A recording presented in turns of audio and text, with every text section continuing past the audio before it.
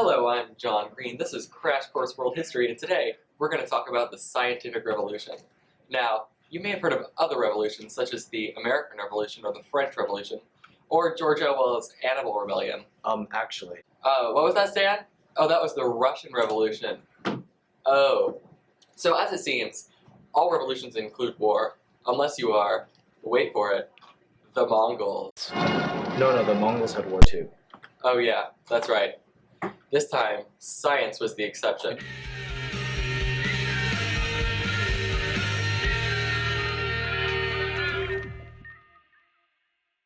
In Europe, in the medieval times, it was quite far behind the rest of the world in most things, like medicine, technology, intellect. But then the plague happened, which wiped out 2/3 of the population, including all the women, and making it possible for people to make a more significant contribution to society. In the ensuing years of prosperity, major advancements were made due to the emergence of the humanist philosophy, which promoted each individual's potential. And this led people thinking they could do more because they had such potential.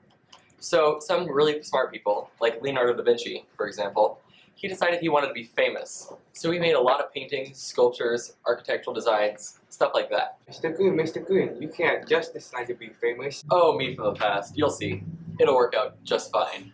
Anyway, all these smart people started thinking about big things, like the way the universe works. At that time, everyone thought that the Earth was the center of the universe, and that everything orbited the Earth, and it was just perfectly shaped, and it kind of just floated around there perfectly, kind of like if you're wearing makeup. But then Copernicus and Galileo were like, wait guys, actually the sun's the center of the solar system, and actually other planets have geography just like the Earth. At that time, religion played an important role in Europeans' lives, and since most of them were Catholic or part of one of the newly formed Protestant churches, they held strict Christian beliefs and adhered to the Bible religiously. They would even go as far as to burn people alive if they thought they were witches, because witchcraft wasn't allowed. So a lot of these people had to hide from the authorities when they published their scientific work. And although now we know what happened, back then they weren't quite sure who invented everything. Oh, that brings me to the open letter. But first, let's see what's in the secret compartment. It's an apple! Look! Just like Isaac Newton found. An open letter to Bill Nye, the science guy. Dear Bill, I know you like to teach kids about science. In fact, I listened to you at school, and in the past. Oh yeah, we do. No interrupting the open letter. But yes, I remember you in my science class, telling us about all the amazing discoveries people had made.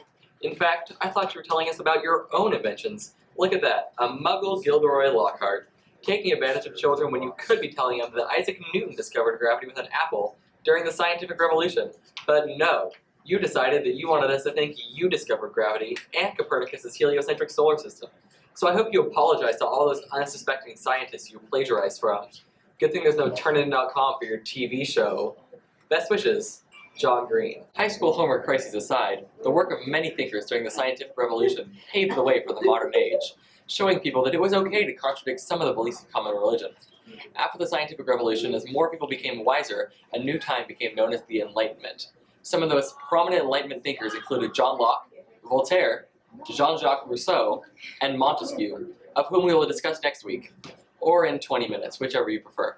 Crash Course is produced and directed by Zachary Brott, Joe Chow, and Justin Liu. The script is written by myself, Zachary Brott. If you want to guess this week's phrase of the week, you can do so later in the class period. Also, if you have questions about today's video, please listen to the rest of the lecture before you ask them. Thanks for watching, and as we say in my hometown, don't forget to buy a Tesla.